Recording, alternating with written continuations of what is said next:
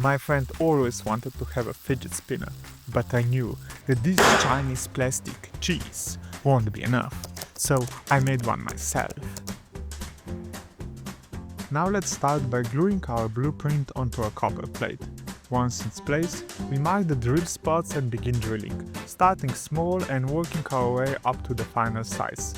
After the holes are done, we smooth out the edges so everything is safe and comfortable to handle. Then it's time to cut out the main shape and carefully file down to the right size. I also round off the edges to give our little fidget spinner a cleaner, more polished look.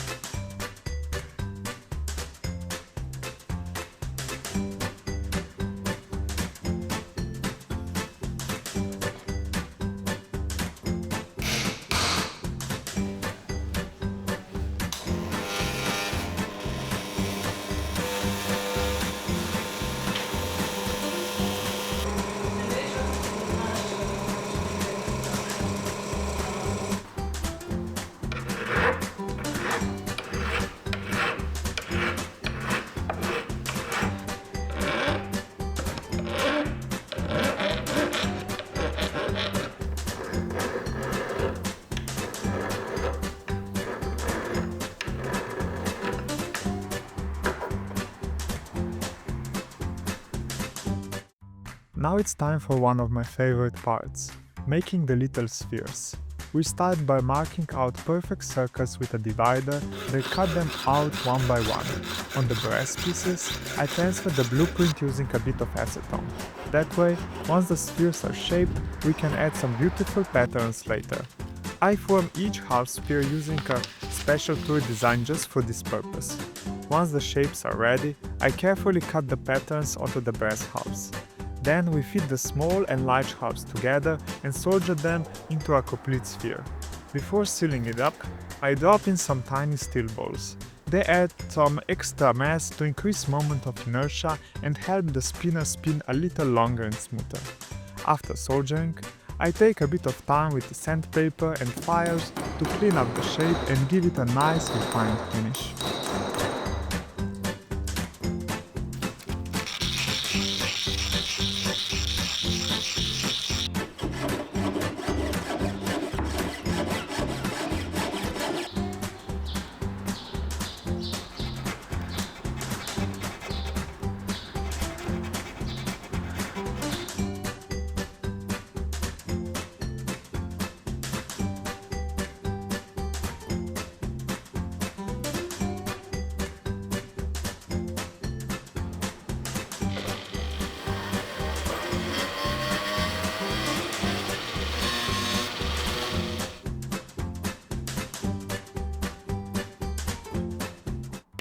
Now let's move on to the center shaft. We begin by marking out the cap sizes using a divider, then carefully drill holes right in the center. Once that's done, we cut the caps to shape. The shaft itself is made from brass tubes, and for that, a jewel saw works just fine. After cutting, I file everything down to the precise size. To make life a little easier, I use my custom-made clamps. If you're curious, you can check out how I made them in one of my earlier videos.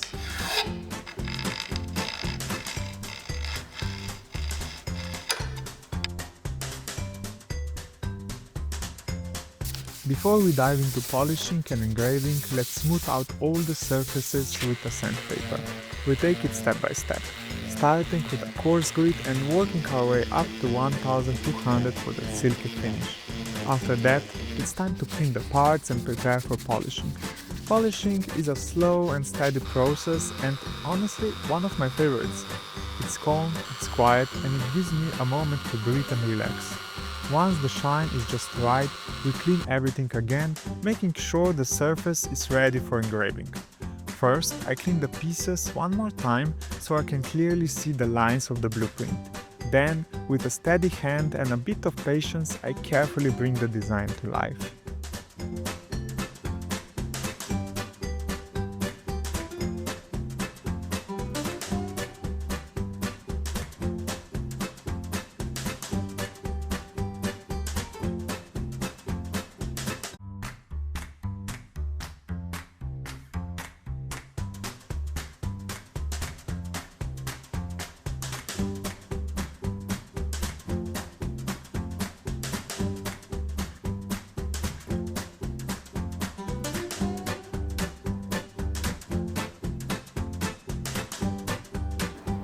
Now for the final and most satisfying part, putting everything together. We start by gently pressing the bearing into the main body of our spinner. Once that's secure, we assemble the center shaft and carefully insert it into the bearing. To finish it off, we add the cap to the end of the shaft. Now we repeat everything on the other side of the shaft to complete our assembly.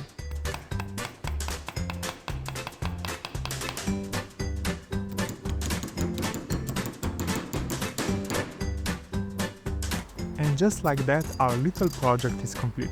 Sure, it might not have the perfection of a factory-made piece, but it's one of a kind, made with care, and that makes it truly special. If you're in the mood for another handcrafted creation, I would love to share a project where I made a metal bookmark, something I use every day, because, well, I just love books. You can also get the blueprint from today's build over the tinytreasureblueprints.com. Thanks for spending this time with me, have a beautiful day and goodbye.